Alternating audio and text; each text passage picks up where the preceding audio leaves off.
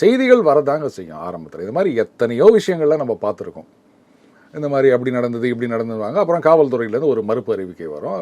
ஒரு சம்பவத்தில் பார்த்தீங்கன்னா ஏதோ கஞ்சா சாக்லேட் அப்படின்னு இவ்வளோ பிடிச்சாங்க அவ்வளோ பிடிச்சாங்கன்னு வந்தது. அதுக்கப்புறமா காவல்துறையிலேருந்து ஒரு மறுப்பு அறிவிக்கை வந்தது. அந்த மாதிரிலாம் இல்லை, தவறான செய்திகளை பரப்பாதீர்கள் அப்படின்னு. இன்னைக்கு அந்த மீடியா அப்படின்னும் போது ஏதோ டக்கு டக்குன்னு செய்தி வருங்க. அல்டிமேட்லி இன்வெஸ்டிகேஷன் அப்படின்னும் போது it is based on evidence. அது இல்லாமல் நம்ம எவ்வளோ ஒன்றா பேசிட்டு போகலாம். பார்த்தீங்களா, இவருக்கு முன்னாடி ஒரு 10 பேர் கொண்ட ஒரு குழு இருந்தார்கள், அவங்க சொன்னாங்க இவங்க சொன்னாங்க, அப்படியே அடிச்சு விடலாம். ஆனால் போலீஸ் அந்த மாதிரிலாம் பேச முடியாதுல்ல, கோர்ட்டில் கொண்டு போயிட்டு நிரூபிக்கணும்ல. ஸோ அவங்களுக்கு எவிடன்ஸ் தானே வேணும்.